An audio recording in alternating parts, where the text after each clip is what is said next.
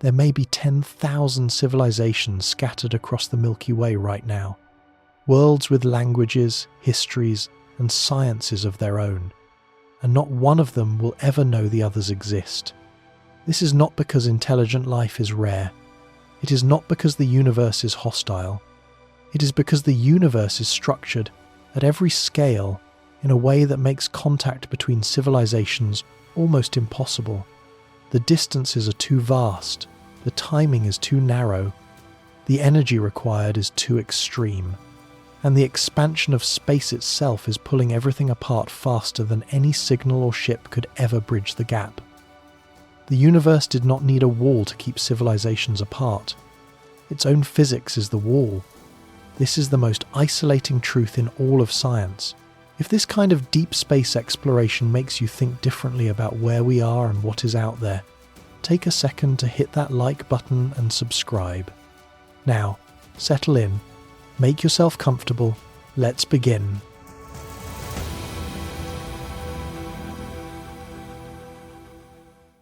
In 1961, a radio astronomer named Frank Drake stood at a chalkboard in Green Bank, West Virginia, and wrote down a simple equation.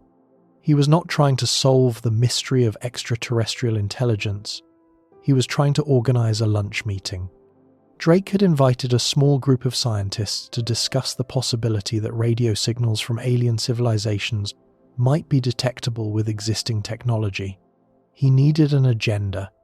So he listed the factors you would need to estimate how many communicative civilizations currently exist in the Milky Way, how many stars form each year, how many of those stars have planets, how many of those planets could support life, how many actually develop life, how many develop intelligent life, how many build technology capable of sending signals into space, and finally how long those civilizations lasted.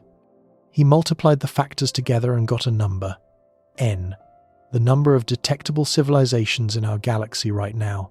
The equation was elegant because it broke an impossibly vague question into a chain of smaller, more manageable questions. It was also terrifying because when you plugged in even moderately optimistic numbers, the result was not 0, it was not 1, it was thousands, tens of thousands, maybe more. The galaxy should be alive with voices. Yet when Drake pointed his radio telescope at the stars, he heard nothing, absolute silence. That silence has persisted for more than 60 years. The Drake equation was never meant to produce a precise answer. Drake himself acknowledged that most of the variables were unknown. The equation was a framework for thinking, a way to structure ignorance rather than resolve it. But what has changed dramatically since 1961 is how much we now know about the early terms in the chain. The factors that were once pure speculation have become, in some cases, measured quantities, and the measurements have consistently pushed the numbers upward. The universe appears to be far more hospitable to life than Drake or anyone at that Green Bank meeting could have imagined. Start with the stars. The Milky Way contains somewhere between 200 billion and 400 billion stars. That range is wide because dust clouds block our view of distant galactic regions, making a precise census impossible from our position inside the disk. But even the conservative end of that estimate is staggering. 200 billion nuclear furnaces, each burning for millions or billions of years, each one a potential anchor for a planetary system. The rate of star formation in the galaxy today is modest, roughly 1.5 to 3 new stars per year, but that rate was much higher in the galaxy's youth. Over 13 billion years of galactic history, the cumulative production of stars has been enormous. Most of those stars have already lived and died. Others are burning right now. New ones are igniting in stellar nurseries scattered across the spiral arms as you listen to these words. The next factor in the equation, the fraction of stars with planets, was completely unknown in 1961. Not a single planet had been confirmed around any star other than our Sun. The first definitive detection of an exoplanet orbiting a Sun-like star did not come until 1995, when Michel Mayor and Didier Queloz identified a hot Jupiter circling the star 51 Pegasi. That discovery shattered the assumption that our solar system might be unusual. Within a decade, Astronomers had found dozens of exoplanets, within 2 decades, hundreds. By 2025, the confirmed count exceeded 6,100, with more than 7,000 additional candidates awaiting verification. But the raw count understates the revolution. What the data reveal is that planets are not rare, they are ubiquitous. Statistical analyses of data from the Kepler Space Telescope, which surveyed more than 150,000 stars over 4 years, show that virtually every star in the galaxy has at least one planet. Many have multiple planets. Planetary systems are the norm, not the exception. The galaxy is not a scattering of isolated suns. It is a dense forest of solar systems, each one unique in its architecture but following recognizable patterns of formation and evolution. The next question is how many of those planets sit in the right zone for life. The habitable zone, sometimes called the Goldilocks zone, is the orbital region around a star where temperatures allow liquid water to exist on a planet's surface. Too close and water boils away. Too far and it freezes solid. The width and location of this zone depend on the star's luminosity and temperature. For a star like our Sun, the habitable zone stretches from roughly 0.95 to 1.4 astronomical units. For cooler red dwarf stars, which make up about 70% of all stars in the galaxy, the zone sits much closer in. Kepler data, combined with follow-up studies, have produced one of the most consequential numbers in modern astronomy. Approximately 1 in 4 Sun-like stars hosts a rocky planet in its habitable zone. This figure, confirmed through multiple independent analyses, means the Milky Way contains billions of potentially habitable worlds orbiting stars similar to our own. And that count only includes Sun-like stars. When you add red dwarfs, which are far more numerous, the total number of habitable zone rocky planets in the galaxy may exceed 10 billion. Some estimates push it past 20 billion. The sheer quantity of real estate suitable for life is not a guess. It is a measured result grounded in observational data from space telescopes. Now the equation enters murkier territory. How many of those habitable worlds actually develop life? This is where certainty ends and estimation begins, because we have exactly one data point: Earth. Life appeared on our planet remarkably early.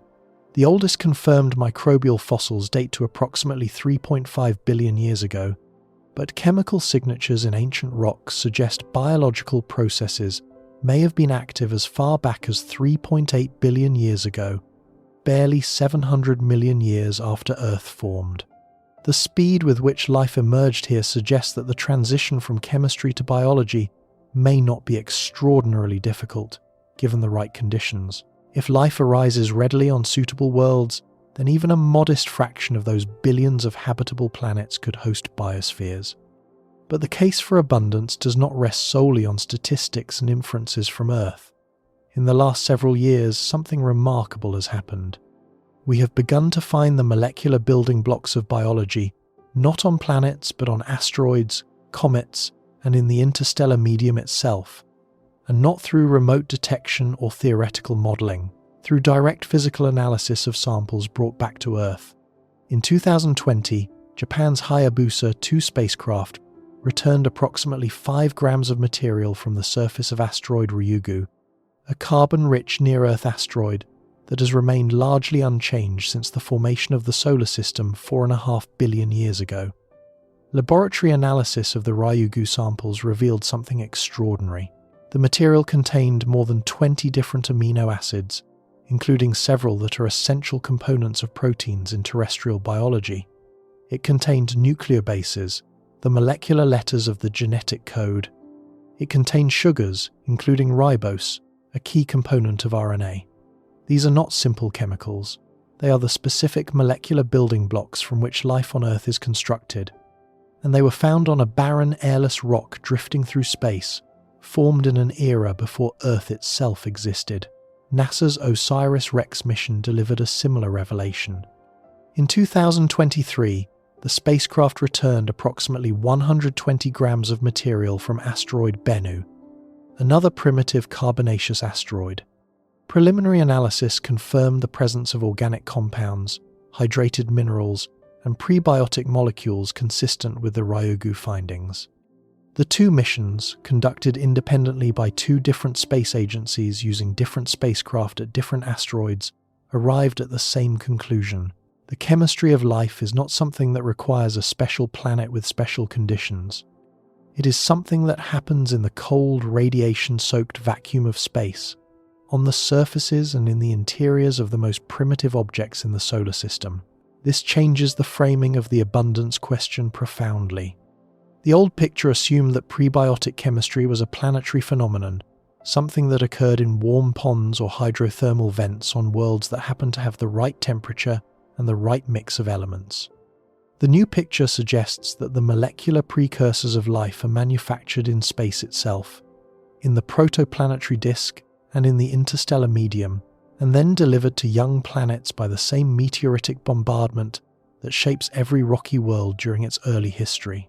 Life's ingredients do not need to be assembled on a planet. They arrive pre-assembled, carried by asteroids and comets that rain down on every rocky surface in every solar system in the galaxy. The starting material for biology is not rare. It is a standard product of stellar chemistry, distributed as routinely as starlight. This makes the silence even more striking. If the molecular building blocks of life are manufactured automatically by the same processes that form stars and planets, then every rocky world in the habitable zone receives a delivery of prebiotic chemistry as a natural consequence of its formation. The universe does not merely tolerate the ingredients of life, it mass produces them. But there is a critical distinction that the Drake equation tends to blur. The emergence of simple microbial life and the emergence of technologically advanced civilizations are separated by an enormous evolutionary gulf. On Earth, single-celled organisms dominated the planet for roughly 3 billion years before complex multicellular life appeared. The Cambrian explosion, which produced the first large-bodied animals, occurred only about 540 million years ago. The genus Homo appeared roughly 2 to 3 million years ago. Technological civilization, defined by the ability to transmit radio signals, has existed for barely a century. The timeline is humbling. If you compressed Earth's 4.5 billion year history into a single calendar year, human civilization would occupy the final fraction of a second before midnight on December 31st. Intelligence is not an inevitable outcome of biological evolution. It is one possible outcome among countless others, and it took an extraordinarily long time to emerge even once on a planet where conditions were favorable. This raises a question that cuts to the heart of the Fermi Paradox. If the ingredients for life are common but the pathway to intelligence is long and uncertain, how many civilizations should we actually expect? The answer depends heavily on a variable nobody can measure directly: the average lifespan of a technological civilization. In February of 2026, a paper accepted in the monthly notices of the Royal Astronomical Society by researchers Saurabh Ravar and S. Rouhani approached this problem from a different angle. Instead of trying to estimate the lifespan of civilizations from first principles, they used the absence of detected extraterrestrial signals as a constraint. Their reasoning was straightforward. If civilizations arise frequently and last a long time, the galaxy should be saturated with detectable signals. The fact that we have detected nothing places an upper bound on the product of how often civilizations emerge and how long they survive. Under optimistic assumptions, where every potentially habitable planet eventually produces a technological civilization, the average lifespan of such civilizations can be no more than roughly 5,000 years. If the emergence rate is lower, say 1% of habitable worlds, the allowed lifespan extends to about 500,000 years. But in no scenario consistent with the observed silence does the galaxy fill up with long-lived, communicative civilizations. 5,000 years. Think about what that means. Human civilization has existed in any organized form for approximately 10,000 years. Radio technology has existed for about 130 years. If the average technological civilization lasts only 5,000 years, then most civilizations in galactic history have already risen and fallen. They built their cities, developed their sciences, perhaps even looked up at the stars and wondered about others, and then they vanished. Not because the universe destroyed them, though that is possible, but because civilizations are fragile and the timescales of the cosmos are unforgiving. The Milky Way is roughly 13 billion years old. A civilization that endures for 5,000 years occupies less than 1/1,000,000th of galactic history. If you imagine the entire history of the galaxy as a single day, a 5,000-year civilization would flash into existence and disappear in roughly 33 thousandths of a second. About the time it takes a human eye to begin registering a flash of light, gone before any conscious perception could form. Blink, and you miss it. Now scatter 1,000 such civilizations randomly across that day. What are the odds that any two of them exist at the same moment? The probability drops sharply with each reduction in lifespan. Two civilizations that each last 5,000 years, arising at random times over 13 billion years, have less than a 1 in a million chance of overlapping in time before you even consider whether they are close enough in space to detect each other. This is the first layer of the isolation problem. It has nothing to do with distance. It has nothing to do with technology. It is pure arithmetic. The galaxy may have hosted millions of civilizations across its history, and yet at any given moment, the number that exists simultaneously could be vanishingly small. The silence we observe does not require that civilizations are rare. It only requires that they are brief. But suppose the optimists are right. Suppose some civilizations overcome their internal fragility and endure for millions of years. Suppose the galaxy currently contains not just a handful, but hundreds or thousands of active technological civilizations. Even in this generous scenario, isolation remains the overwhelming likelihood. The reason is scale. The Milky Way is a disk roughly 100,000 light-years in diameter and about 1,000 light-years thick. Its stars are not evenly distributed. They cluster along spiral arms separated by gaps thousands of light-years wide. Between the arms, stellar density drops dramatically. Even within the densest spiral arms, stars remain separated by the same multi-light-year gaps that characterize our own neighborhood. If you placed 1,000 civilizations randomly throughout the galactic disk, the average separation between any two of them would be on the order of several thousand light-years. Some would be relatively close, perhaps a few hundred light-years apart. Others would be separated by tens of thousands of light-years on opposite sides of the galaxy, with a dense, obscuring core between them. These distances are not like the distances humans are accustomed to navigating. A light-year is approximately 5.88 trillion miles. The average distance between neighboring stars in our region of the galaxy is roughly 4 to 5 light-years. That sounds modest until you remember that a light-year is nearly 6 trillion miles. Even the closest star to our Sun sits more than 25 trillion miles away, and the closest star is an outlier. Most stars in the Milky Way are separated from us by hundreds or thousands of light-years.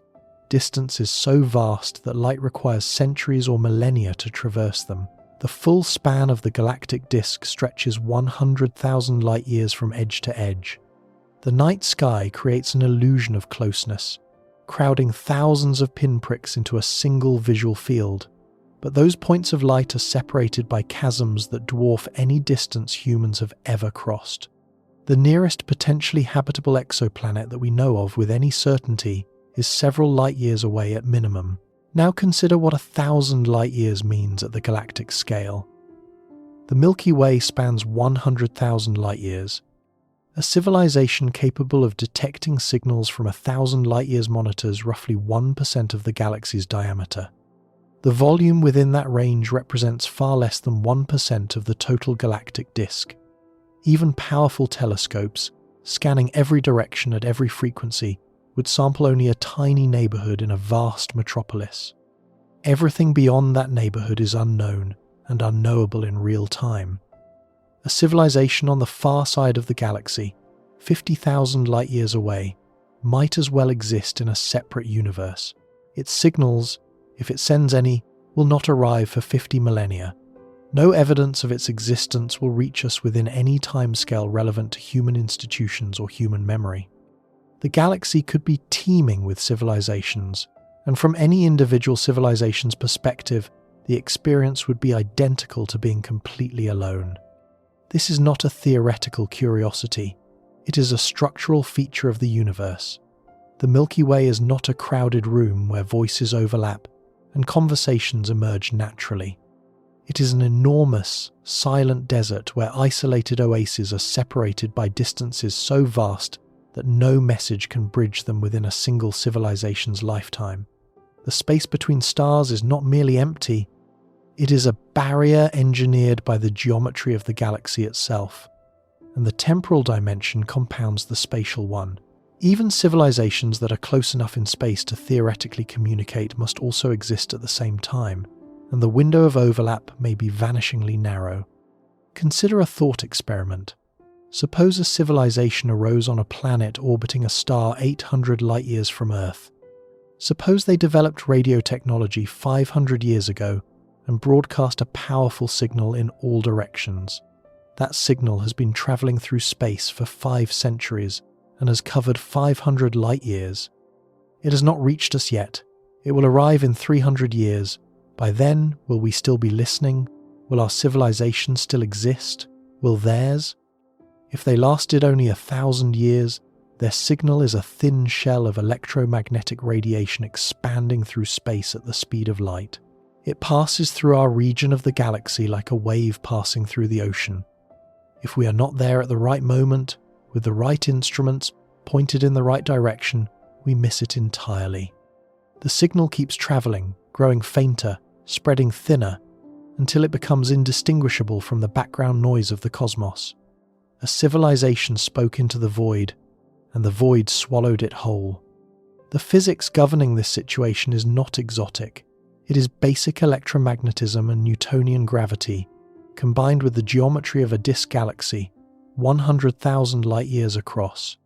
No new discoveries are needed to understand why civilizations would be isolated. The isolation falls directly out of the numbers.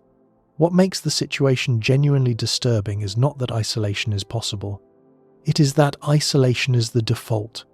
Contact is the exception that requires extraordinary luck, extraordinary longevity, and extraordinary proximity all at once. Remove any one of those conditions, and the silence returns. There is a natural human tendency to assume that a universe full of habitable planets must also be a universe full of communication and contact. We imagine radio signals crisscrossing the galaxy, alien civilizations aware of their neighbours, perhaps even forming networks or federations spanning thousands of light-years. This vision is appealing. It is also almost certainly wrong. The numbers do not support it. The physics does not permit it. The scales involved are too vast, the lifespans too short, the distances too extreme. What the Drake equation actually reveals, when you examine it carefully, is not a prediction of abundance. It is a description of compounding improbability. Each factor in the chain reduces the expected number of contemporaneous, detectable civilizations. The rate of star formation is high, but not all stars are suitable. Many stars have planets, but not all planets are habitable. Some habitable planets may develop life, but not all life becomes intelligent. Some intelligent species may build technology, but not all technology produces detectable signals, and the civilizations that do emerge may last for only a cosmic heartbeat before falling silent. Multiply generous estimates together, and you can produce a large number. But multiply even slightly more conservative estimates, S, and the number crashes towards 0. The equation is a razor's edge between a galaxy full of voices and a galaxy of absolute silence. The answer depends on the last term, the average lifetime, and we have no way to measure it. What we can say with scientific confidence is this: the raw materials for life are not rare. Rocky planets in habitable zones number in the billions within our galaxy alone. The chemistry of life, based on carbon, water, and a handful of essential elements, relies on ingredients that are among the most common in the universe. Carbon is forged in the cores of stars and scattered across space by supernova explosions. Water forms readily wherever hydrogen and oxygen mix, which is nearly everywhere. The molecular building blocks of biology have been found in interstellar gas clouds, in meteorites, on the surfaces of asteroids, and in the samples now sitting in laboratories in Japan and the United States. The universe is not stingy with the precursors of life. It distributes them lavishly across every region of the cosmic web. This abundance makes the silence all the more striking. If the universe provides billions of chances for life to emerge, and if even a small fraction of those chances produce technological civilizations, and if even a small fraction of those civilizations attempt to communicate, the galaxy should not be quiet. And yet, it is. The most common resolution people offer is that we simply have not looked hard enough. Our radio searches have covered only a tiny fraction of the sky at a limited range of frequencies. Our optical searches are even more constrained. We have been listening for barely 60 years, an eye blink in cosmic terms. Perhaps the signals are there, and we have not yet developed the sensitivity or the patience to find them. This is a reasonable objection. It may even be correct, but it does not address the deeper structural problem. Even if signals are out there, the architecture of the galaxy ensures that most of them will never reach us while we are capable of detecting them. The signals expand at the speed of light, but the galaxy is vast, and the windows of overlap are narrow. We are not just looking for a needle in a haystack. We are looking for a needle that existed for a fraction of a second somewhere in a haystack the size of a continent, and we do not know when it appeared or where. A 2026 analysis, published through the Initiative for Interstellar Studies, introduced what its authors called the temporal observability filter hypothesis. The core argument is straightforward. Even if civilizations transmit powerful signals, the combination of cosmological distance, signal attenuation, angular resolution limits, and the brief duration of most technological civilizations means that the effective volume of space within which any given civilization is detectable is extremely small. Their simulations suggest that even megawatt-level transmitters become undetectable beyond roughly 100 to 125 light-years. That is a tiny sphere in a galaxy 100,000 light-years across. The observable volume for any single civilization is a minuscule bubble floating in an ocean of silence. This reframes the Fermi Paradox entirely. The question is not where everybody is. The question is whether the universe even permits everybody to know about each other. The answer, increasingly, appears to be no. Not because civilizations do not exist, not because the universe is hostile to life, but because the universe is built on scales that make contact between civilizations an extraordinary exception rather than a natural outcome. The abundance of potentially habitable worlds is real. The chemistry of life is universal. The conditions for civilizations to arise may repeat countless times across cosmic history. But abundance is not the same as accessibility. 1 trillion grains of sand on a beach are all made of silicon, but no single grain knows any of the others exist. The universe may be scattered with civilizations the way a beach is scattered with sand, and the result may be exactly the same. Countless isolated points separated by gaps that no signal, no ship, and no message can meaningfully cross. This is where the story turns. Because the isolation is not caused by any single barrier, it is caused by multiple barriers stacking on top of each other, each one compounding the last. Distance alone does not seal the silence, time alone does not seal it, energy alone does not seal it, but together they create a cage that no known physics can break. What comes next reveals exactly how that cage is built, starting with the most fundamental constraint the universe imposes on anything that moves. There is a number that governs everything in the universe. It is not a suggestion. It is not a guideline. It is the hardest limit in all of physics, and nothing that has mass can ever reach it. 299,792,458 meters per second. The speed of light.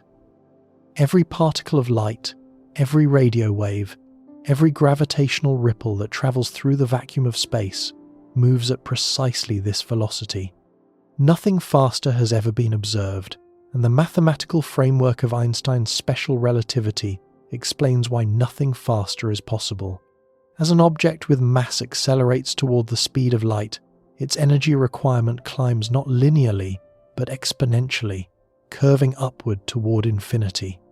To push even a single kilogram to the speed of light would require infinite energy. The universe does not have infinite energy. Therefore, the speed of light is not a speed limit in the way that a posted road sign is a speed limit. It is a wall, an absolute, non-negotiable boundary woven into the geometry of space-time itself. This wall defines the character of the cosmos more profoundly than any other physical law. It determines how fast information can travel, how quickly cause and effect can propagate, and how isolated every point in the universe is from every other point. If the speed of light were faster, galaxies would be smaller neighborhoods where signals crossed in hours rather than millennia. If it were slower, even our own solar system would feel impossibly vast. At its actual value, the speed of light creates a universe where stars are close enough to see but far enough to remain functionally unreachable. Consider the distance to the nearest star system. Alpha Centauri sits 4.24 light-years from our Sun. That means light itself, the fastest thing in existence, requires 4 years and 3 months to make the journey. A beam of light leaving Earth right now will not arrive at Alpha Centauri until mid-2030. And Alpha Centauri is the closest star. It is the next-door neighbour. The overwhelming majority of stars in the Milky Way are hundreds or thousands of light-years away. The galactic centre lies 26,000 light-years distant. The far side of the galaxy is roughly 75,000 light-years beyond that. A photon leaving Earth today and aimed at the opposite edge of the Milky Way will arrive in approximately 100,000 years. When it gets there, the star it left behind may have already exhausted its fuel and died. Now translate these light travel times into what they mean for anything other than light. Voyager 1, launched in 1977, is the fastest human-made object to leave the solar system. It travels at approximately 17 kilometers per second, or about 38,000 miles per hour. This is extraordinarily fast by terrestrial standards. A commercial airliner flies at roughly 550 miles per hour. A bullet exits a rifle at about 1,700 miles per hour. Voyager 1 moves more than 20 times faster than a bullet, and at this speed, it would take over 70,000 years to cross the distance to Alpha Centauri. 70,000 years ago, Homo sapiens shared the planet with Neanderthals. The last ice age had not yet reached its peak. Agriculture did not exist. Writing did not exist. Cities did not exist. The entire arc of human civilization, from the first permanent settlements in Mesopotamia to the International Space Station, fits inside a fraction of the time Voyager 1 would need to reach the nearest star. This is the most fundamental barrier the universe imposes on interstellar travel. It is not a technological problem waiting for a better engine. It is a physics problem, rooted in the relationship between energy, mass, and velocity. The faster you want to go, the more energy you need, and the energy requirements do not scale gently. They scale with a ferocity that makes even modest fractions of light speed fantastically expensive. Let us work through the mathematics concretely. Suppose you want to send a spacecraft to Alpha Centauri, and you want it to arrive within a human lifetime, say 40 years. That requires an average velocity of roughly 10% of the speed of light, about 30,000 kilometers per second. For a modest payload of 1,000 kilograms, approximately the mass of a small car, the kinetic energy required to reach this velocity is staggering, roughly equivalent to the total energy output of a large nuclear power plant running continuously for more than 14 years.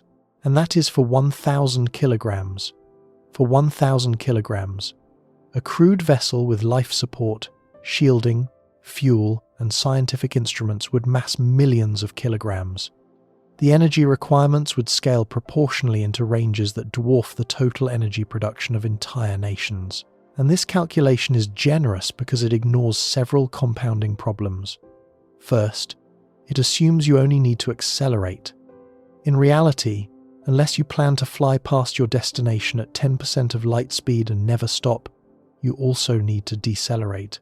Deceleration requires roughly the same energy as acceleration, effectively doubling the total energy budget. Second, if you carry your own fuel, as any ship without an external energy source must do, the fuel itself has mass. Accelerating that mass requires more fuel, which adds more mass, which requires more fuel. This is the tyranny of the rocket equation, first described by Konstantin Tsiolkovsky in 1903, and it imposes an exponential penalty on any vehicle that must carry its own propellant. For conventional chemical rockets, which produce exhaust velocities of a few kilometers per second, reaching even 1% of light speed is essentially impossible, regardless of how much fuel you load. You run out of universe before you run out of the need for more fuel. Nuclear propulsion improves the situation but does not solve it. Fission-powered rockets can theoretically achieve exhaust velocities 10 to 100 times higher than chemical engines. Fusion rockets could do better still. The most optimistic designs, using deuterium-helium-3 fusion and directing the reaction products as exhaust, might reach 5 to 10% of light speed. But even these systems require staggering quantities of fuel and face engineering challenges that remain unsolved after decades of research. Controlled fusion, despite billions of dollars of investment worldwide, has not yet achieved sustained net energy production on Earth, let alone in a compact, reliable spacecraft engine capable of operating for decades in deep space. The Breakthrough Starshot initiative, publicly announced in 2016 by billionaire Yuri Milner and physicist Stephen Hawking, represents the most physically credible near-term concept for interstellar travel. The approach abandons every assumption of crude spaceflight. Instead, it envisions a fleet of gram-scale probes, each about the mass of a paperclip, attached to thin reflective sails a few meters across. A ground-based or orbital laser array, generating roughly 100 gigawatts of focused light, would push these sails to approximately 20% of light speed within minutes. At that velocity, a probe could reach Alpha Centauri in about 20 years. The concept is brilliant in its simplicity, but examine what it actually delivers. The probe carries no crew. It carries no fuel. It has no ability to slow down. It screams past the Alpha Centauri system at 60,000 kilometers per second, gathering a few minutes of data during its flyby. It then continues into interstellar space forever. Communication back to Earth is a staggering challenge because the probe's transmitter, powered by a battery smaller than a coin, must send a signal across 4 light years. Even with the most optimistic laser communication designs, the data rate would be painfully low, and the return signal would take over 4 years to arrive.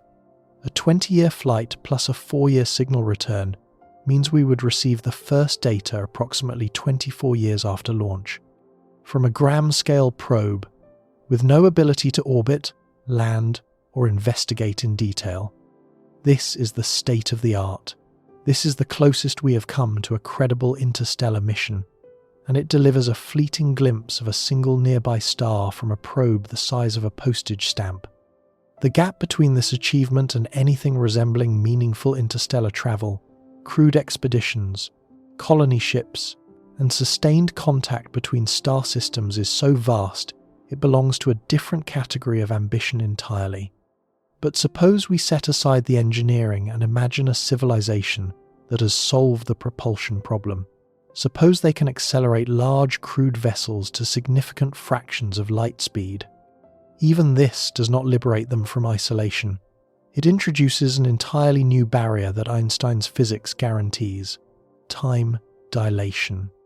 Special relativity predicts that time passes more slowly for objects moving at high velocities relative to a stationary observer. This is not a theoretical curiosity.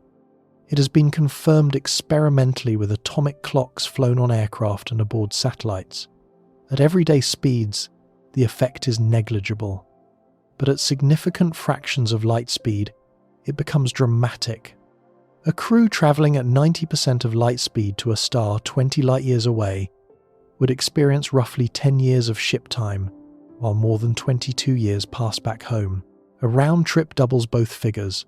The crew returns having aged 20 years to find that more than 4 decades have elapsed on Earth. The civilization they left behind would have continued aging at the normal rate while the crew was compressed into a relativistic time bubble. This creates a one-way exile that no amount of engineering can fix. Even a round trip to a star, 50 light-years away at 90% of light speed, would consume a century of time on the homeworld. The crew would return to find their families dead, their institutions transformed, their language evolved, their culture shifted beyond recognition. They would be temporal refugees, stranded in a future they did not choose, cut off from every relationship and every context that gave their departure meaning. Interstellar travel at relativistic speeds is not exploration, it is exile.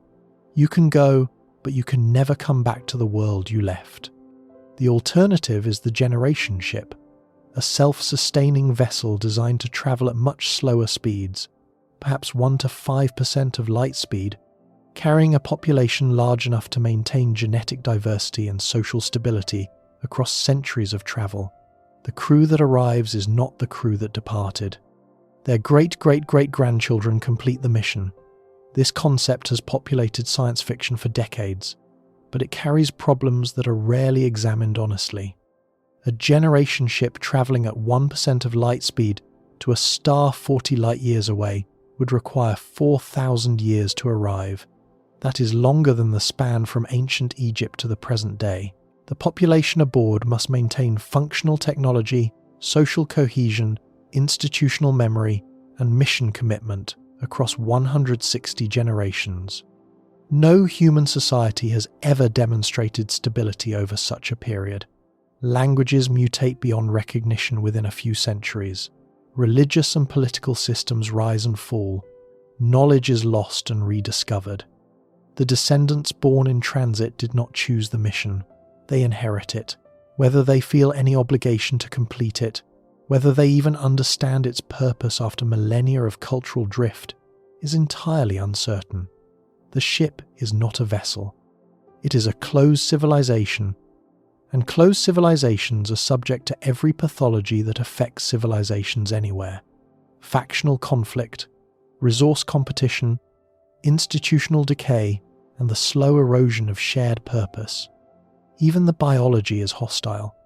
A closed population of a few thousand individuals faces genetic bottleneck effects over hundreds of generations. Without careful management of reproductive genetics, inbreeding depression accumulates.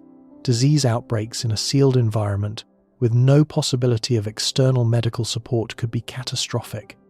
Psychological research on long-duration isolation, including studies from Antarctic stations and submarine crews, consistently shows elevated rates of depression, interpersonal conflict, and cognitive decline in confined groups over periods of mere months. Extrapolating these findings to centuries of confinement aboard a metal vessel hurtling through the void strains the concept beyond credibility. And then there is the interstellar medium itself. Space between stars is not a perfect vacuum. It is a thin but real environment containing roughly 1 hydrogen atom per cubic centimetre, along with occasional grains of interstellar dust. At rest, these particles are harmless. At 10% of light speed, each hydrogen atom strikes with the energy of a high-energy nuclear particle, and the cumulative flux of billions of such impacts per second per square metre generates significant heating, erosion, and radiation damage. Interstellar dust grains, though far rarer, are more destructive individually.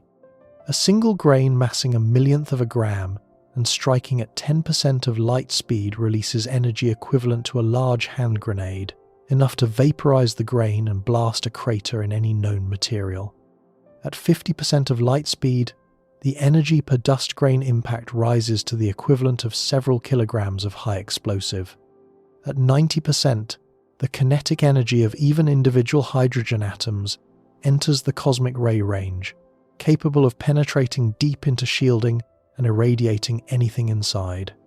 A spacecraft moving through interstellar space at relativistic velocities would endure a continuous bombardment of high-energy particles for the entire duration of its journey. Over decades or centuries, this bombardment degrades materials, erodes shielding, damages electronics, and delivers cumulative radiation doses to any biological passengers. Galactic cosmic rays, high-energy protons, and atomic nuclei accelerated by distant supernovae and other violent processes permeate interstellar space and cannot be fully shielded against without massive amounts of material. NASA studies on deep space radiation exposure estimate that even with current shielding technology, a crew on a multi-year Mars mission would receive radiation doses significantly exceeding safe limits. For a multi-decade or multi-century interstellar crossing, the cumulative exposure would be many times higher. Protecting the crew requires additional shielding mass, which requires additional fuel, which triggers the rocket equation penalty, which increases the energy budget further. The problem compounds at every step. Even if these engineering nightmares were somehow solved, the speed of light imposes a second, equally devastating constraint that has nothing to do with travel. It limits communication.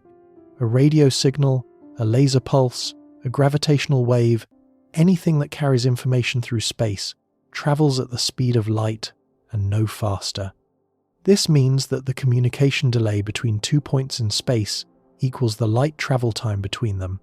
A message sent to a star 10 light-years away arrives in 10 years, a reply takes another 10 years. A single conversational exchange spans 20 years.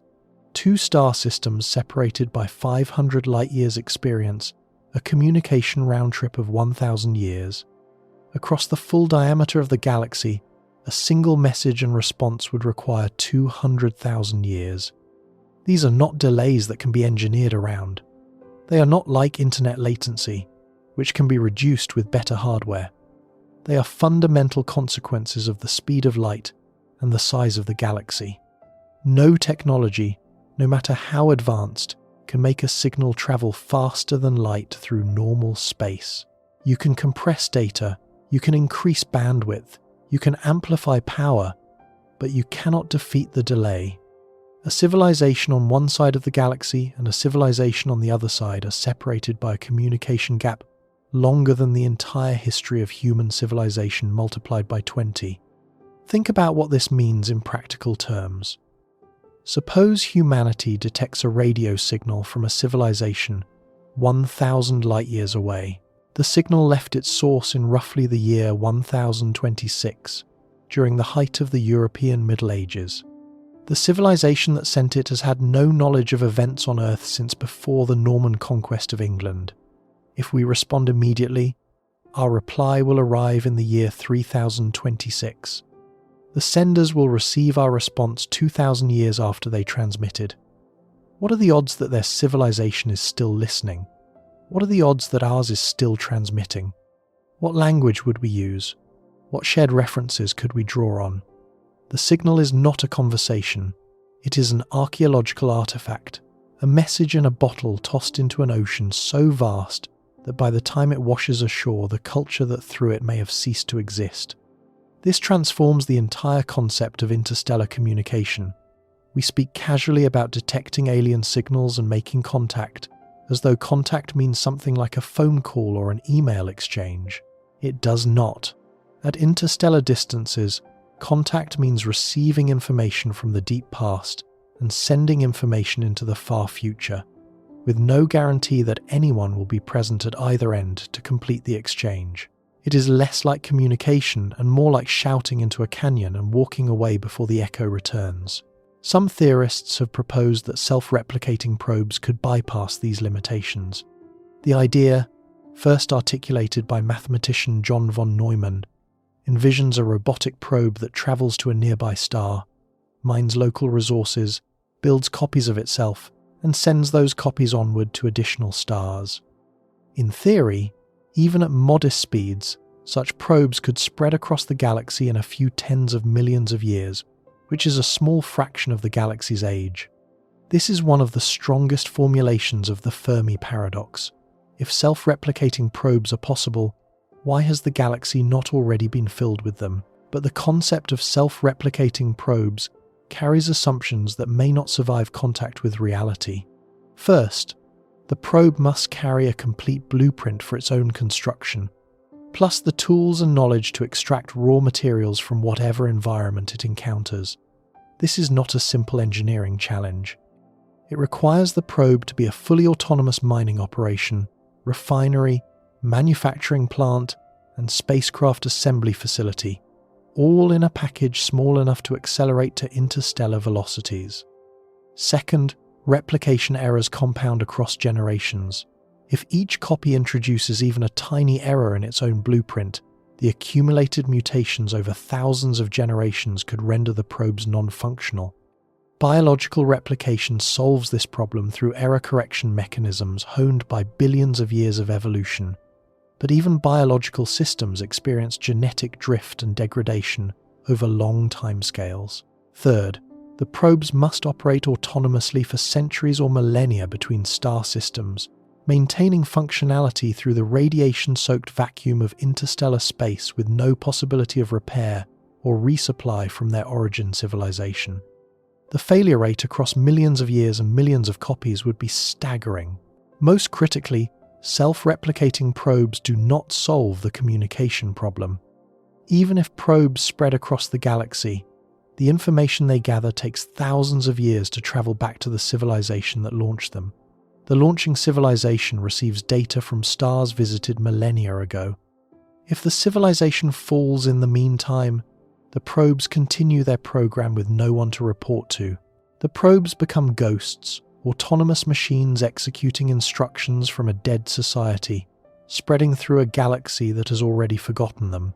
There is a persistent hope that some undiscovered physics might offer an escape. Warp drives, wormholes, Alcubierre metrics. These ideas emerge from solutions to Einstein's field equations that permit, at least mathematically, the manipulation of spacetime to create shortcuts or effective superluminal travel.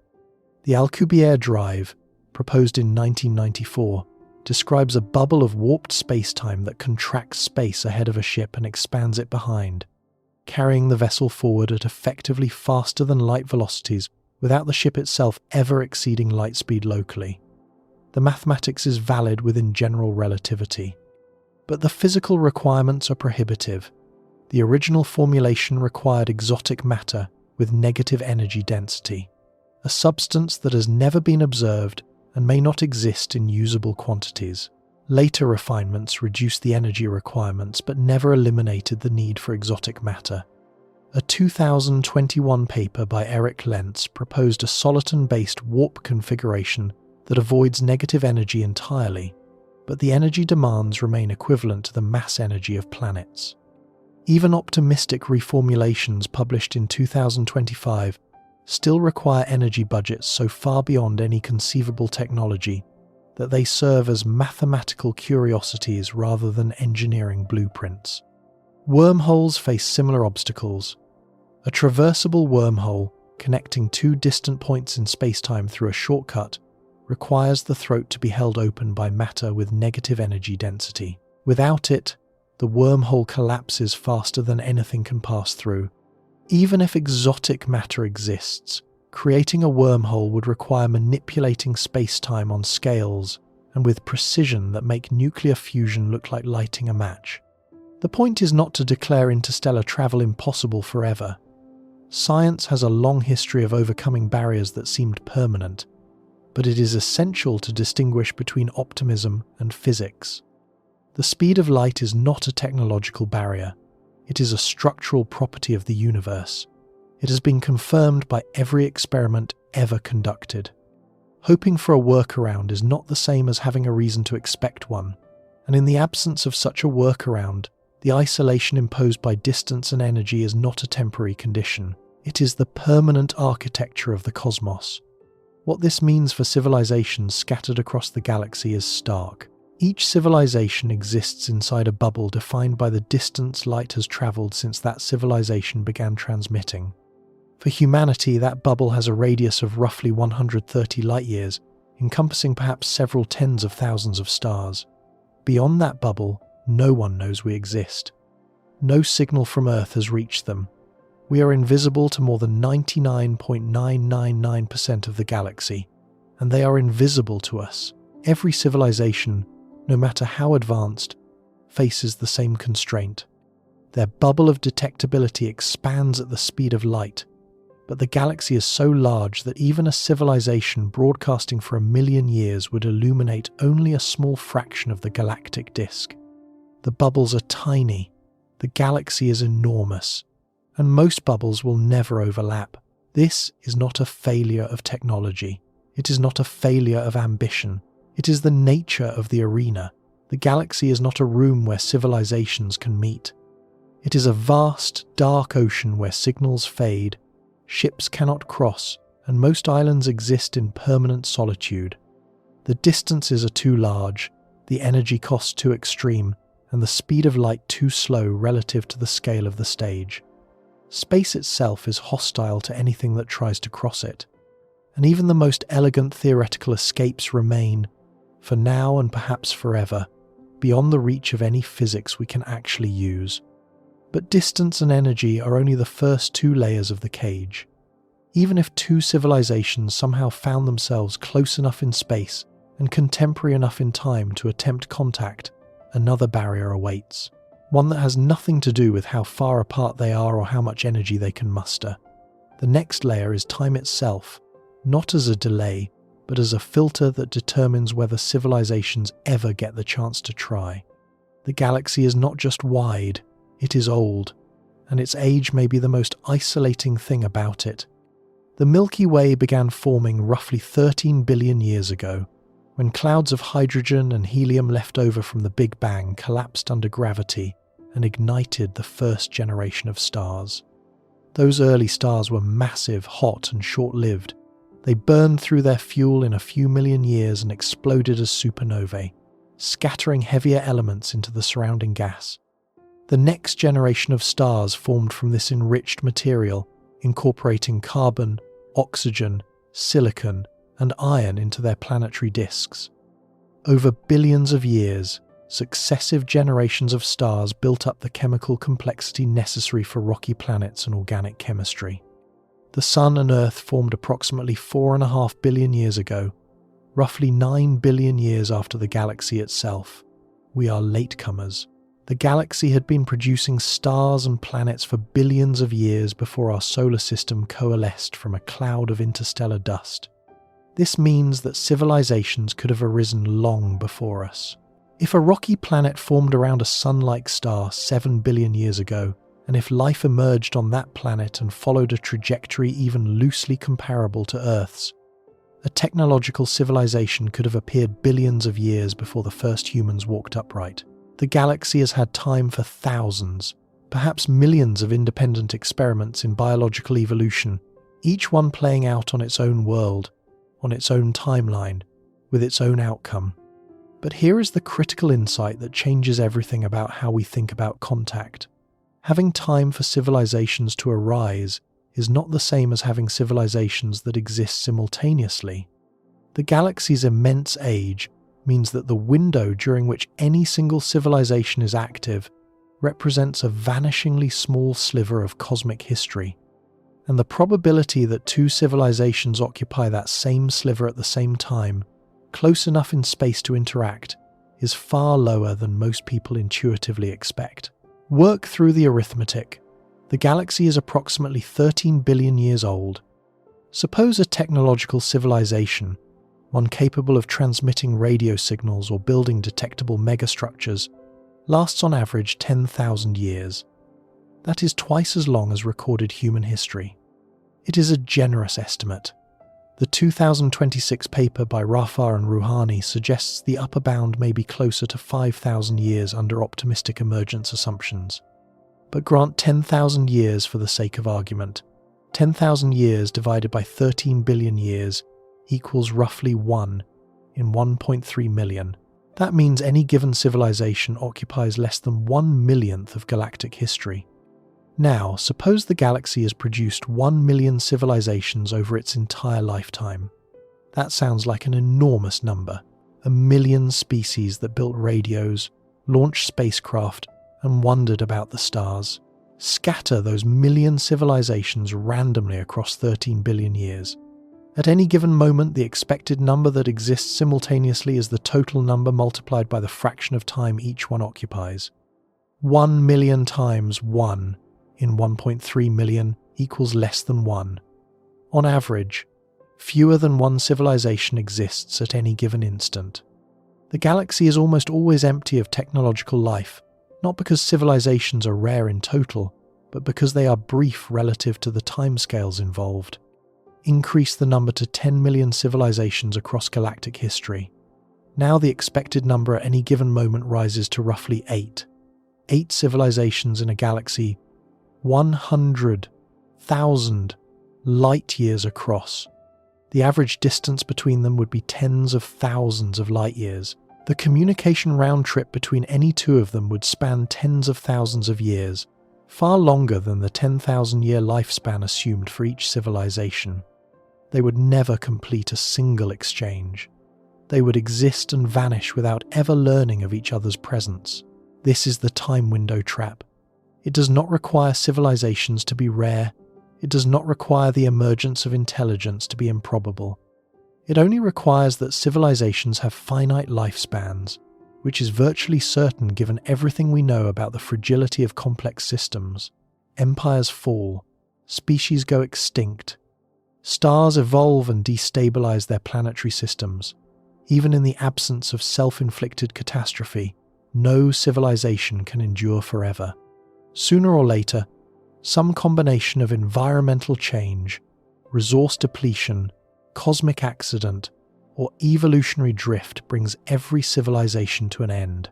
The question is not whether civilizations are mortal. The question is whether they are mortal on timescales that are short compared to the gaps between them. And the answer, for any plausible estimate of civilization's lifespan, is overwhelmingly yes. The concept of the Great Filter, introduced by economist Robin Hanson in 1998, sharpens this problem considerably. The Great Filter refers to whatever barrier or set of barriers prevents the galaxy from being visibly filled with spacefaring civilizations. The filter could lie in our past, meaning we have already passed the hard step. Perhaps the emergence of life from prebiotic chemistry is fantastically unlikely, or the leap from single-celled to multi-celled life is almost impossible, or the development of intelligence requires a sequence of evolutionary contingencies, so improbable that it has occurred only a handful of times in galactic history. In this case, civilizations are rare not because they fail, but because they almost never get started. But the filter could also lie ahead of us. Perhaps the development of powerful technology is itself the danger. Perhaps most civilizations that develop nuclear energy, advanced biotechnology, or artificial intelligence destroy themselves within a few centuries. Perhaps resource depletion, environmental collapse, or runaway technological risk is not an accident that some civilizations avoid, but a near-universal outcome that almost all civilizations face. If this is the case, then the average lifespan of technological civilizations is not 10,000 years, it is a few hundred, and the time window trap becomes not merely inconvenient but essentially airtight. A civilization that lasts 300 years occupies roughly 23 billionths of galactic history. Even 100 million such civilizations scattered across 13 billion years would produce an average of barely 2 existing at any given moment, separated by tens of thousands of light years in a galaxy 100,000 light years wide. The galaxy could have hosted 100 million intelligent species, and the overwhelming probability is that no two of them were ever close enough and simultaneous enough to make contact. The Great Filter, if it operates on civilization lifespans, is not just a hazard for individual species. It is the mechanism that activates the time window trap and ensures that the galaxy remains silent even if life itself is abundant. But the Great Filter is only one of the clocks ticking against a civilization's survival. Even a species that masters its own internal risks, that avoids nuclear war, survives its climate crises, and navigates the dangers of artificial intelligence, still faces a set of threats that have nothing to do with its choices. The universe imposes external deadlines that no amount of wisdom or political stability can defer. Asteroid and comet impacts are the most familiar of these threats.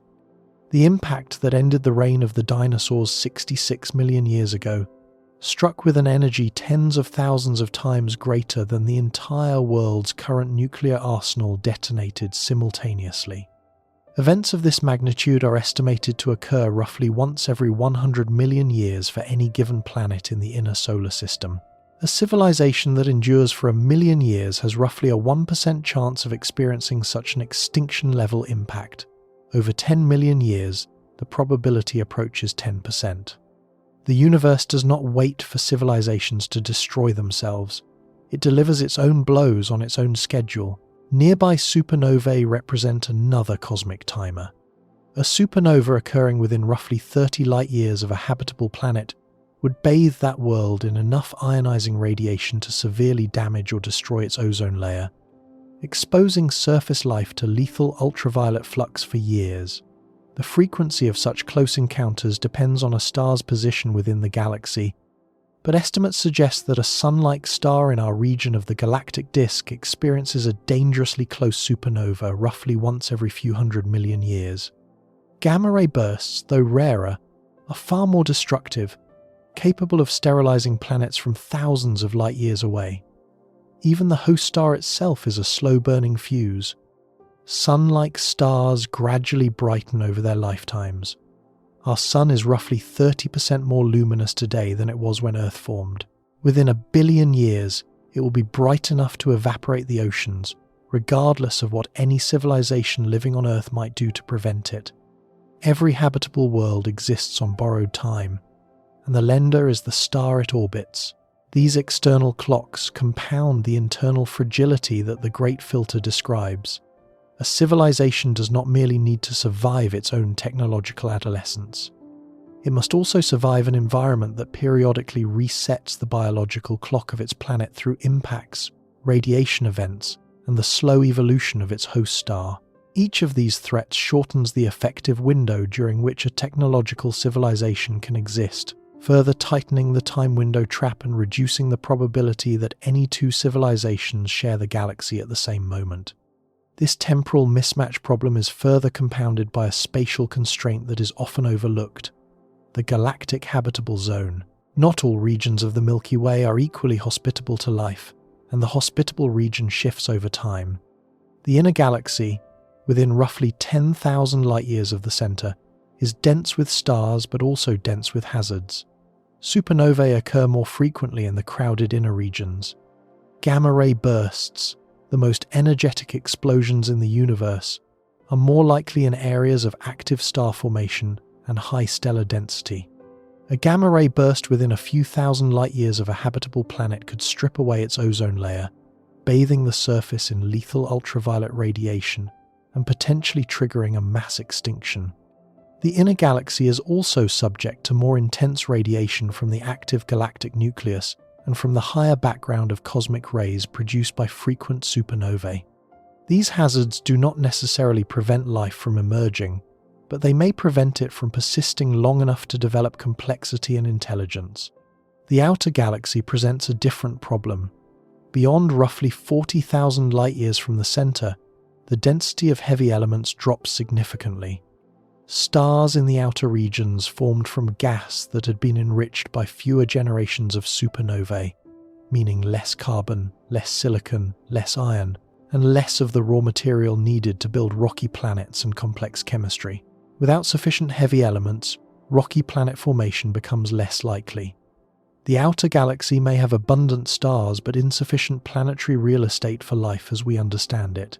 The galactic habitable zone, the annular region where conditions are most favorable for complex life, is estimated to lie between roughly 13,000 and 33,000 light-years from the galactic center.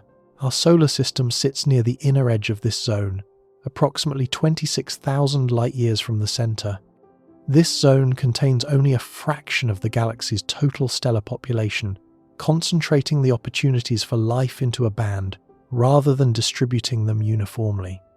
But the galactic habitable zone is not static.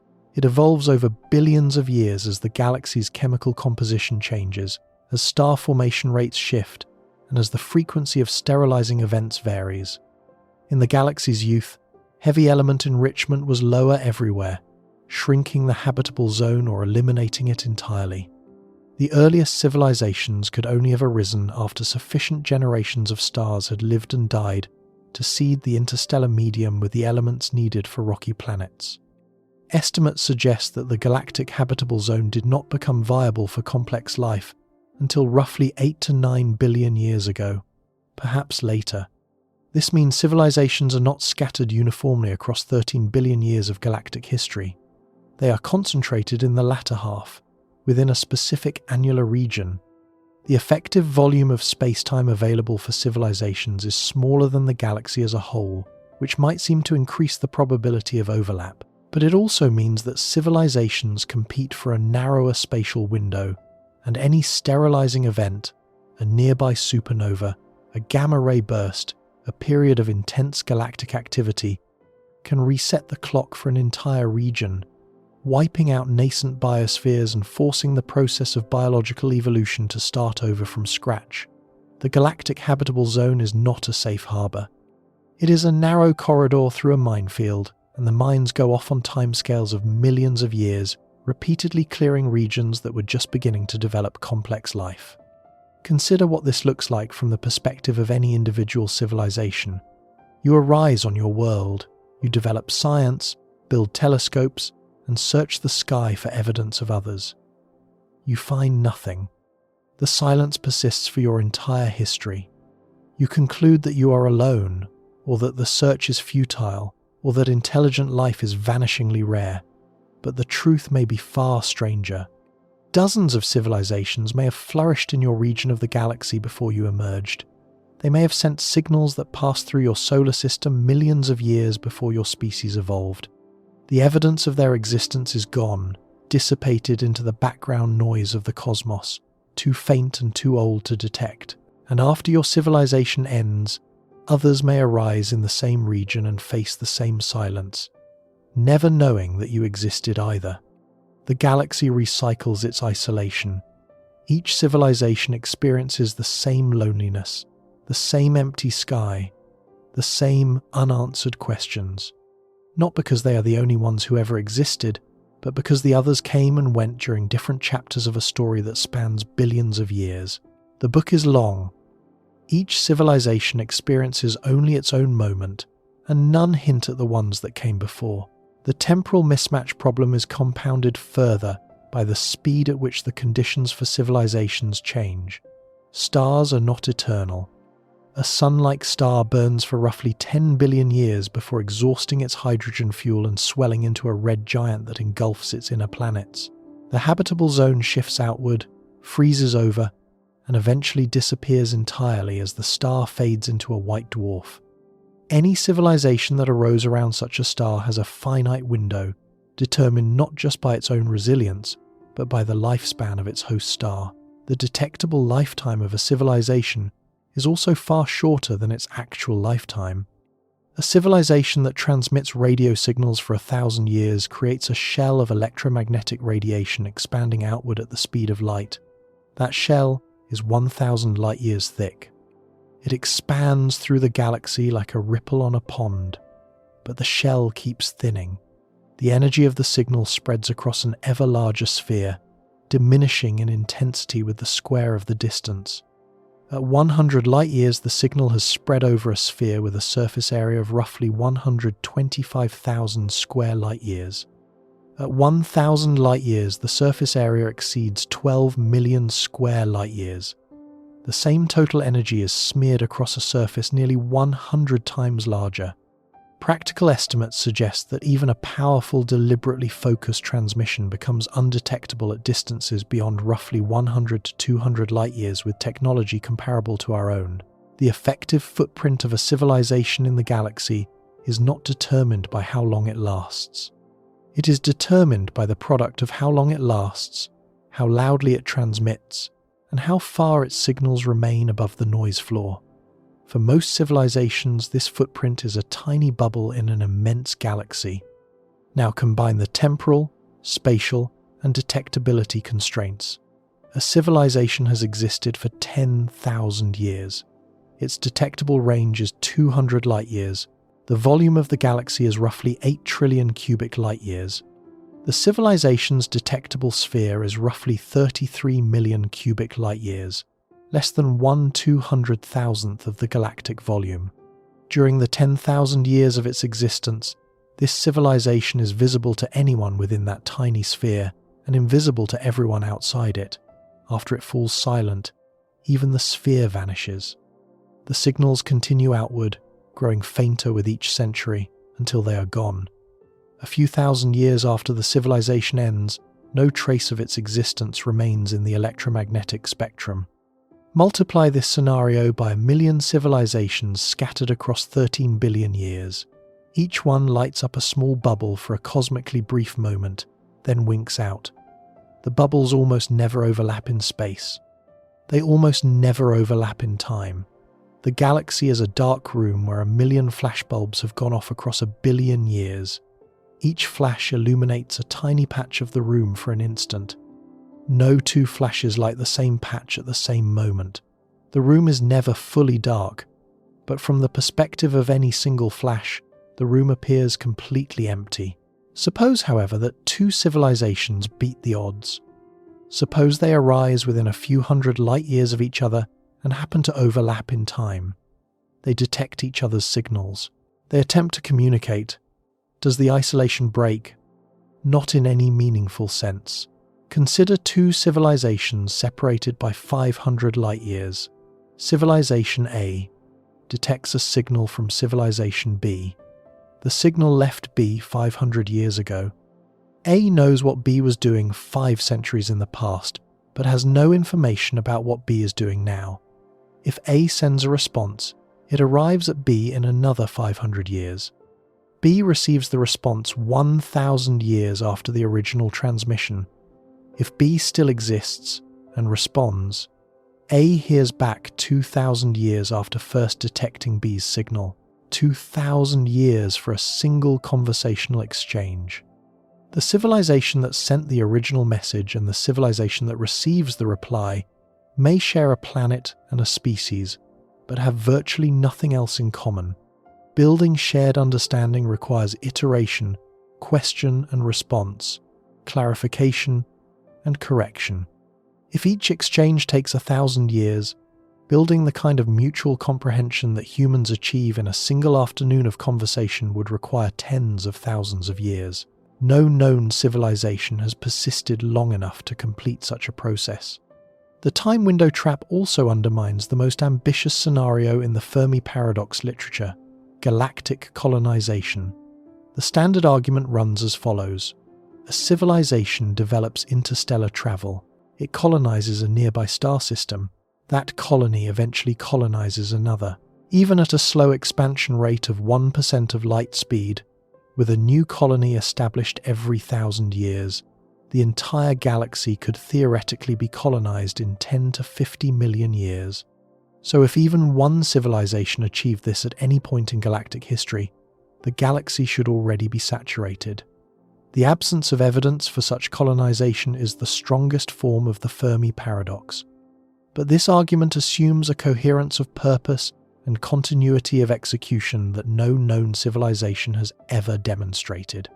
Colonizing the galaxy at 1% of light speed over 50 million years requires tens of thousands of consecutive successful colony establishment events, each one maintaining the technology, the knowledge, the motivation, and the institutional memory necessary to launch the next wave. Each colony is separated from the previous one by decades or centuries of travel time. Communication between colonies takes decades or centuries at the speed of light. There is no central command. There is no shared government. There is no way for the originating civilization to coordinate or even monitor the expansion. What actually happens in such a scenario is divergence.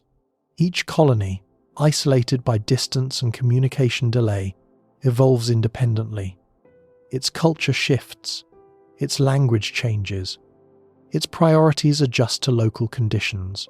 Within a few generations, the colony may have little in common with its parent civilization. Within a few dozen generations, it may be unrecognizable. It may abandon the expansion project entirely, turning inward to focus on its own survival. It may fragment into competing factions. The assumption that every colony will faithfully execute the expansion program for millions of years contradicts everything we know about how complex societies behave over time.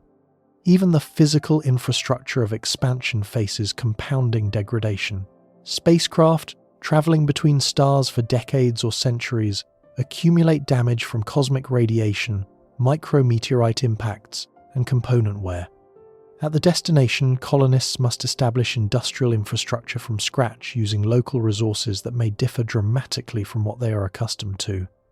Failure at any link in this chain halts the expansion, and the chain must hold unbroken across tens of thousands of links spanning millions of years.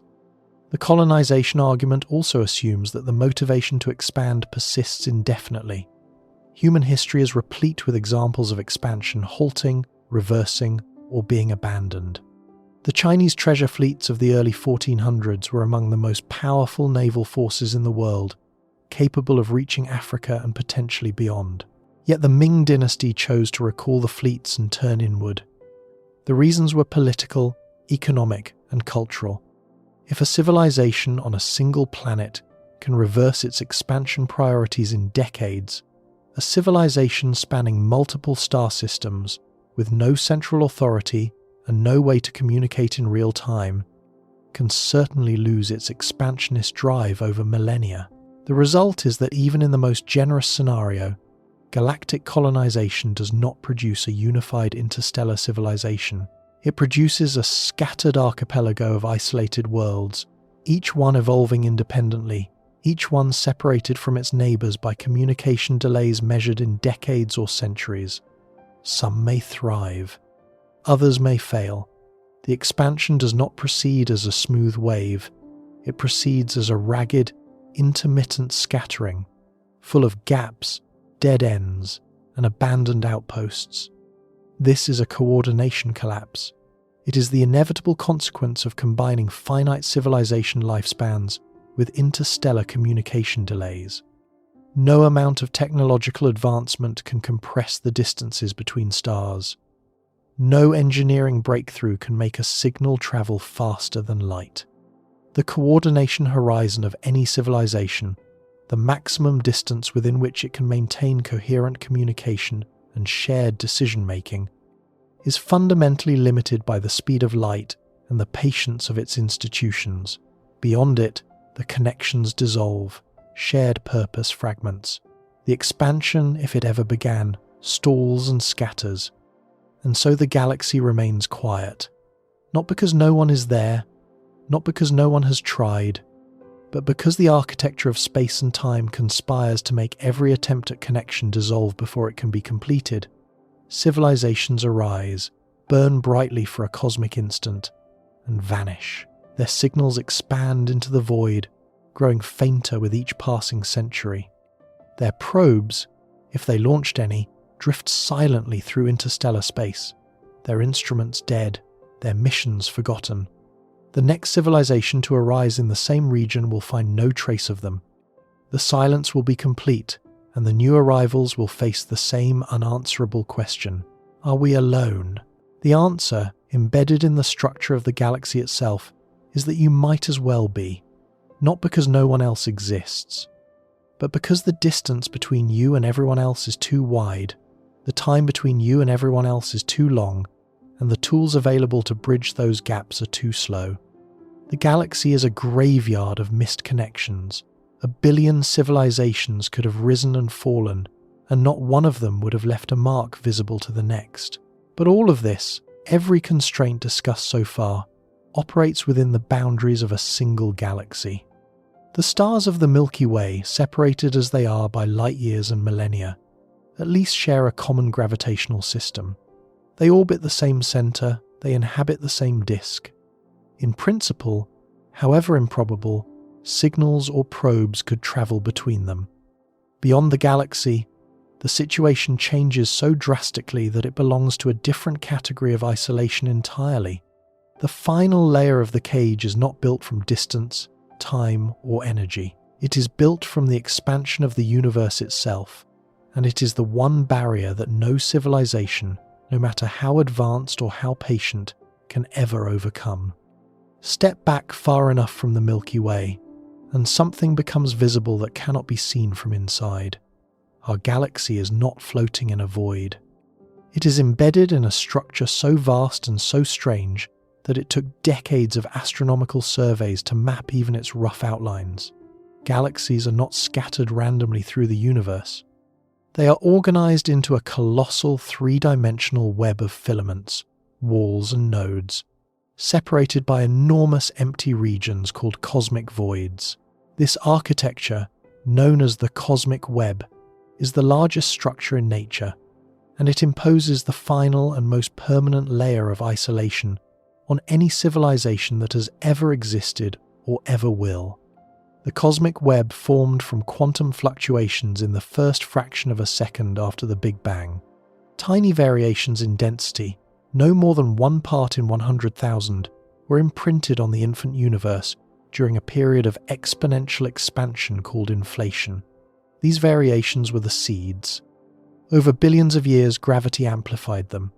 Regions slightly denser than average attracted more matter, growing denser still. Regions slightly less dense lost matter to their neighbours, becoming emptier. The process snowballed across cosmic time, turning barely perceptible ripples into the grand architecture we observe today. The result is a universe that looks, on the largest scales, like a foam of soap bubbles. The bubble walls are filaments of galaxies, dense threads of matter stretching across hundreds of millions of light years. Where filaments intersect, galaxy clusters form, massive concentrations of thousands of galaxies bound together by gravity. Between the filaments lie the voids, spherical regions of near emptiness that can span 300 million light-years or more. Voids occupy roughly 80 to 90% of the total volume of space. Most of the universe, by volume, contains almost nothing. This distribution has profound implications for the isolation of civilizations. Life as we understand it requires stars, planets, heavy elements, and liquid water. These ingredients exist only where matter is concentrated, along the filaments and in the clusters. The voids, by definition, are nearly devoid of the raw materials for life. A civilization can only arise where the cosmic web has deposited enough matter to form stars and planets. This means that all civilizations in the observable universe are confined to the narrow filaments and nodes of the web, separated by oceans of emptiness that dwarf the distances between stars within a single galaxy. The nearest major galaxy cluster to our own local group is the Virgo cluster, roughly 54 million light-years away. 54 million light-years. A signal travelling at the speed of light would take 54 million years to cross this distance. When the signal arrived, the civilization that sent it would need to have endured for 54 million years just to know whether anyone received it. No exchange of information would be possible on any timescale shorter than 108 million years. For context, 108 million years ago, dinosaurs dominated the Earth. Flowering plants were just beginning to diversify. The entire evolutionary lineage that produced Homo sapiens had not yet branched from the primate family tree. The communication delay between neighbouring galaxy clusters exceeds the lifespan of most species, let alone civilizations. And the Virgo cluster is close by cosmic standards. The cosmic web stretches across the observable universe, a sphere 93 billion light-years in diameter. Galaxy clusters and superclusters are scattered throughout this volume, connected by filaments that can span billions of light-years. The distances between these structures are so vast that light-speed communication is not merely impractical, it is cosmologically irrelevant. Two civilizations in different galaxy clusters are separated not just by distance but by time, on a scale that dwarfs the entire history of life on Earth. But the cosmic web is not the final barrier. There is something worse, something that turns the already immense distances between galaxy clusters into permanently unbridgeable chasms. That something is the expansion of space itself. In 1929, Edwin Hubble confirmed that distant galaxies are moving away from us, and that the farther away a galaxy is, the faster it recedes. This was not because galaxies are flying through space like shrapnel from an explosion. It was because space itself is stretching. The fabric of the universe is expanding, carrying galaxies along with it like raisins in rising dough. Every point in the universe moves away from every other point, not because of any force pushing them apart, but because the distance between them is literally growing. For nearby galaxies, this expansion is modest. The Milky Way and Andromeda are close enough that their mutual gravitational attraction overwhelms the expansion, pulling them toward each other for an eventual collision. Within the local group of galaxies, gravity wins. The expansion is a background effect, negligible compared to the gravitational bonds that hold the group together. But beyond the local group, gravity loses. The galaxies of the Virgo cluster are receding from us at roughly 1,100 kilometers per second. More distant clusters recede faster. At a distance of roughly 14 billion light-years, the recession velocity reaches the speed of light. Beyond that distance, space is expanding faster than light can travel through it. Galaxies that once were visible are being carried beyond the cosmic event horizon, the boundary past which no signal, no matter how powerful, can ever reach us. They are not just far away, they are causally disconnected. Nothing that happens in those galaxies will ever influence anything that happens here. No message they send will ever arrive, no probe they launch will ever reach us. The expansion of space has permanently severed the connection. This is not a distant future scenario. It is happening right now. Galaxies at the edge of the observable universe are already receding faster than light. The light we see from them was emitted billions of years ago, when they were much closer. The objects that emitted that light are now far beyond our reach, carried to distances of more than 46 billion light-years by the relentless stretching of space. We can see their ancient light, frozen in time, but we can never communicate with them. They are ghosts in our sky, images of a past that is forever unreachable, and the expansion is accelerating. In 1998, two independent teams of astronomers studying distant Type Ia supernovae made a discovery that earned the 2011 Nobel Prize in Physics. The expansion of the universe is not slowing down under the pull of gravity, as most cosmologists had expected. It is speeding up. Something is pushing the universe apart with increasing force. That something, labelled dark energy for lack of a better name, comprises roughly 68% of the total energy content of the universe. Its nature remains one of the deepest unsolved problems in physics. But its effect is unambiguous. Dark energy is driving the expansion of space to accelerate, and this acceleration has consequences that are both inevitable and terrifying. As the expansion accelerates, more and more galaxies cross beyond the cosmic event horizon. The volume of the universe that is accessible to us is shrinking. Not in absolute terms, because the observable universe continues to grow as old light reaches us for the first time. But in practical terms, the volume from which we could ever receive a signal sent today is diminishing. Galaxies that are currently visible will, over the coming billions of years, be carried beyond our reach. Their light will redshift toward longer and longer wavelengths, growing dimmer and dimmer, until it fades below the detection threshold of any conceivable instrument. One by one, the galaxies will wink out of our observable sky, not because they cease to exist, but because the space between us grew faster than their light could cross it. Within approximately 100 billion years, the only galaxies visible from our location will be those in the local group, gravitationally bound together and resistant to expansion. Everything else will have vanished beyond the event horizon. The night sky, currently speckled with distant galaxies visible through powerful telescopes, will go dark.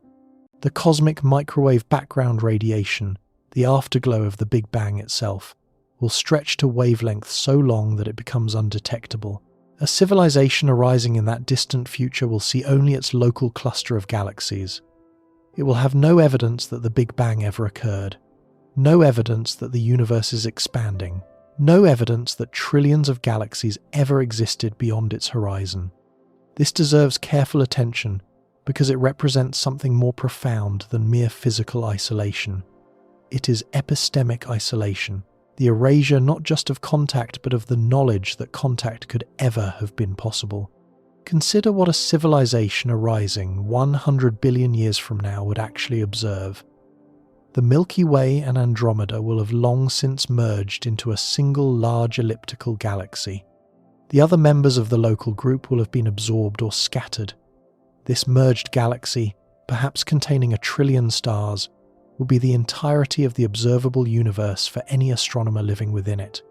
Outside its gravitational boundary, space will be expanding so rapidly that no light from any external source can reach the galaxy's inhabitants. The sky beyond their local stars will be permanently black. These future astronomers will develop physics. They will build telescopes. They will study their galaxy's stars and deduce the laws of nuclear fusion, gravity, and electromagnetism. They will be brilliant scientists, operating with rigorous methods, and they will be missing almost everything. They will have no redshifted galaxies to observe, because all external galaxies will have been carried beyond the event horizon. Without the observation of receding galaxies, they will have no empirical basis for discovering that the universe is expanding. Without expansion, they will have no reason to extrapolate backward to a Big Bang. Without the Big Bang framework, they will have no prediction of a cosmic microwave background. And the background itself, stretched to wavelengths trillions of times longer than its current peak, will have faded below any conceivable detection threshold. The foundational evidence upon which modern cosmology rests, the evidence that tells us the universe was once small, hot, and dense, that it has been expanding for 13.8 billion years, that it contains 2 trillion galaxies, will be physically absent from the observable universe. These future scientists will look out at their galaxy and see an island of stars surrounded by infinite emptiness. They will likely conclude that their galaxy is the universe, a static, eternal structure floating in a void. They will have no evidence to suggest otherwise, not because they are less intelligent than we are, not because their instruments are inferior, but because the universe itself will have erased the evidence. The expansion of space will have carried every clue beyond the horizon, leaving behind a cosmos that appears fundamentally different from the one we observe today. This is isolation at its most absolute. It is not merely the inability to send a message or receive a reply. It is the inability to know that there is anyone to send a message to. It is the inability to formulate the question. A civilization in this epoch will not wonder why the universe is silent. It will not know there is anything to be silent about. The concept of other galaxies, other civilizations, other worlds beyond the horizon will have no observational support. It will be, at best, an untestable philosophical speculation, and any scientist proposing it will have no data to back the claim. The cosmological knowledge we currently possess, the knowledge that required seeing distant galaxies, measuring their redshifts, and detecting the cosmic microwave background, exists only because we happen to live in an era when that evidence is still accessible. We occupy a window of cosmic time in which the universe has not yet hidden its own history. That window is temporary. It is closing. And when it closes, the knowledge it contained will be gone, not because it was forgotten, but because the evidence that supported it will have been swept beyond the reach of any observer anywhere forever. This is not speculation. It is the direct, calculated consequence of accelerating expansion as measured by current observations. The 2025 data from the Dark Energy Spectroscopic Instrument and earlier surveys continue to support the standard cosmological model in which dark energy behaves as a cosmological constant, unchanging over time. Some recent analyses have raised questions about whether dark energy might be evolving, perhaps weakening slightly at low redshifts. A 2025 paper published in the monthly notices of the Royal Astronomical Society by researchers at Yonsei University found signs consistent with a decelerating expansion at recent epochs, potentially challenging the standard dark energy model. But even if these hints prove correct, and that remains deeply uncertain, they do not eliminate the fundamental problem. The expansion of the universe, whether constant or slightly variable, has already placed the vast majority of the observable universe beyond the reach of any civilization currently alive. The event horizon exists. The galaxies are receding. The cage is closing. For civilizations, the implications are absolute. Any intelligent species that arises in a galaxy cluster other than our own is permanently unreachable. Not unreachable in the way that Alpha Centauri is unreachable, where the barrier is merely energy and time. Unreachable in a deeper sense. The space between us is growing. The distance is increasing. Even a signal sent at the speed of light will never bridge the gap, because the gap is widening faster than the signal can cross it. This is not a barrier that better technology can overcome. It is a property of the universe itself, built into the geometry of space-time and driven by an energy field that permeates all of existence. Within our own local group, the situation is less extreme but still bleak. The Milky Way and Andromeda will merge in roughly 4 to 5 billion years, forming a combined galaxy, sometimes called Milkomeda. The other members of the local group, a few dozen smaller galaxies, will eventually fall into this merged system or be flung into the expanding void. Within tens of billions of years, the local group will have condensed into a single large galaxy, gravitationally isolated from every other structure in the universe. That galaxy will be the entirety of the accessible cosmos for any civilization living within it. Everything beyond the local group will have disappeared beyond the event horizon. Now synthesize the full argument. Start from the smallest scale and build outward.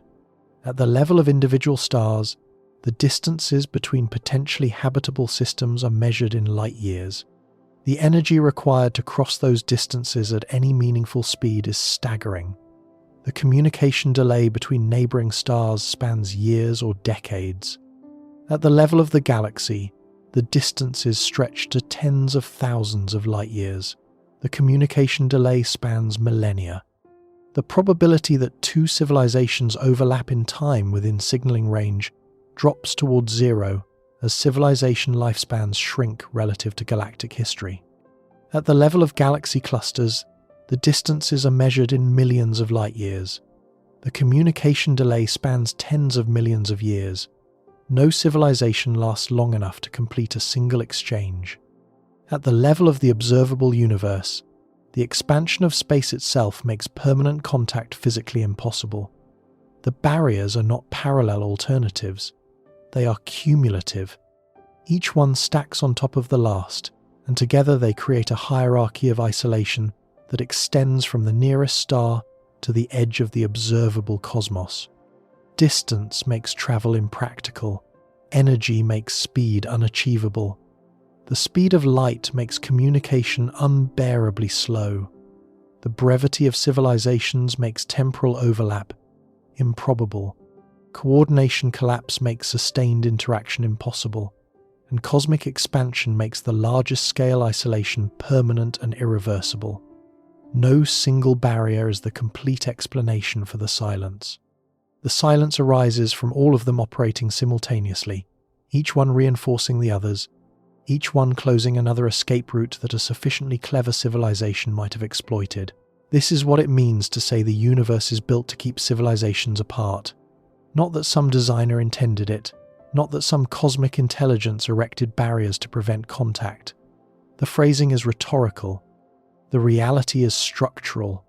The physical laws of the universe, the geometry of space-time, the speed of light, the energy-mass relationship, the expansion of space, and the finite lifespan of stars and civilizations combine to produce a cosmos in which isolation is the natural state and contact is the extraordinary exception. The universe did not need to be designed for isolation. Its physics produces isolation automatically at every scale as a default consequence of how matter, energy, space, and time interact. There is a particular kind of anguish in this realization that distinguishes it from other unsettling truths in cosmology. The universe is not hostile. It is not barren. It is not empty of the ingredients for life. By every measure we can apply, the cosmos is generous with the raw materials for biology. Rocky planets number in the billions within our galaxy alone. The chemistry of life is built from the most common elements in the universe. Water is abundant. Energy sources are everywhere. The conditions for life to arise are not rare. They are ordinary. And that is precisely what makes the isolation so disturbing. The universe is not a desert where nothing can grow. It is a garden where everything grows in isolation, separated from every other garden by distances too vast to cross and timescales too brief to bridge. The tragedy is not scarcity. The tragedy is abundance without connection. A trillion worlds where life might flourish, and not one of them is able to confirm that any of the others exist. This brings us to a question that science cannot fully answer, but cannot avoid asking. What does it mean to exist in a universe structured this way? If civilizations are common but contact is nearly impossible, then the universe is populated by countless species that each believe themselves to be alone. Each one looking up at the same stars, asking the same questions, searching for the same signals, and hearing the same silence. Not because no one is there, but because the architecture of the cosmos makes it indistinguishable from emptiness. We do not know with certainty that other civilizations exist. We have no confirmed detections, no definitive biosignatures, no unambiguous technosignatures. The silence may indeed reflect genuine rarity. Perhaps the emergence of intelligence requires such a precise sequence of contingencies that Earth is one of only a handful of worlds in the entire galaxy where it has occurred. This remains a real possibility, and intellectual honesty demands acknowledging it. But the argument presented here does not depend on other civilizations existing. It depends only on the physical structure of the universe and what that structure implies for contact. Even in the most optimistic scenario, where civilizations arise on millions of worlds across cosmic history, the structure of the cosmos ensures that almost none of them will ever interact. The distances are too large, the lifespans are too short, the communication speeds are too slow, the expansion is too fast. The universe does not need to be empty to produce silence, it only needs to be vast. This is the deepest lesson of modern cosmology as it applies to the question of extraterrestrial life. The Fermi Paradox is often framed as a mystery. Where is everybody? But it may not be a mystery at all. It may be the expected outcome of a universe governed by the physical laws we observe. The silence is not a puzzle to be solved. It is a prediction to be derived. Given the size of the galaxy, the speed of light, the energy costs of travel, the brevity of civilizations, and the expansion of space, the default expectation is silence. Contact would be the anomaly. Contact would require explanation. Silence requires only physics. This does not mean we should stop searching. The search for extraterrestrial intelligence is one of the most profound scientific endeavors humanity has ever undertaken. Even a single detection, a single confirmed signal from another civilization, would transform our understanding of life, intelligence, and our place in the cosmos. The search is worth pursuing precisely because the stakes are so high and because the universe, for all its isolating architecture, has surprised us before. We did not expect planets to be ubiquitous. We did not expect the chemistry of life to be so common. We did not expect water to be found on moons and asteroids throughout our own solar system. The universe has repeatedly proven itself more hospitable to life than our most cautious estimates predicted. Perhaps it will surprise us again, but we should search with clear eyes. We should search knowing that the structure of the cosmos works against us at every scale. We should search understanding that the silence we hear is not evidence of absence, but maybe evidence of architecture. The universe is not a telephone network waiting for someone to pick up the receiver. It is an ocean of space and time where signals fade, ships cannot cross, and windows of opportunity open and close faster than any civilization can act. The disturbing insight at the heart of this story is not that civilizations cannot exist. They almost certainly do, or did, or will. Somewhere in the Milky Way, on a rocky planet circling an unremarkable star, the elements may be assembling themselves into the first self-replicating molecules of a biology we cannot imagine. Somewhere else, a civilization may be at this very moment pointing its instruments at the sky, searching for evidence that it is not alone, hearing the same silence that we hear. The disturbing insight is that the universe is structured so that these moments of wonder, repeated perhaps billions of times across cosmic history, almost never connect. The wondering happens in isolation. The searching happens in isolation. The conclusions are drawn in isolation. And the civilizations that ask the questions and the civilizations that might answer them are separated by gulfs of space and time so immense that the questions and answers never meet. The universe was not built to keep civilizations apart. That language implies intention where there is none. But the physics of the universe produces isolation as naturally and as inevitably as gravity produces orbits. The speed of light defines how fast anything can happen. The scale of the galaxy defines how far apart things are.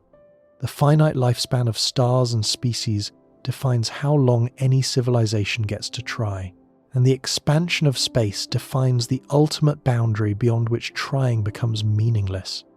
We exist in a cosmos that is extraordinarily generous with the ingredients for life and extraordinarily stingy with the conditions for contact. That combination may be the most poignant feature of the universe we inhabit. A cosmos that seeds life everywhere and connects it nowhere. A garden of isolated worlds, each one rich with possibility, each one enclosed by the geometry of space, the arrow of time, and the indifferent expansion of the void. Perhaps someday we will detect a signal, a whisper from across the light years, faint and ancient, carrying the echo of a civilization that may no longer exist. If that day comes, it will be the most important discovery in human history. But even then, we should understand what that signal represents. Not the beginning of a conversation, but the confirmation of a shared condition. We will know, at last, that we were not the only ones who looked up and wondered. And we will know, with equal certainty, that the universe between us was always too wide, too old, and too fast for the wondering to become anything more. The silence is not empty. It is full of civilizations that came and went, each one alone, each one gazing at the same unreachable stars. The universe did not need a wall. Its own architecture was always enough.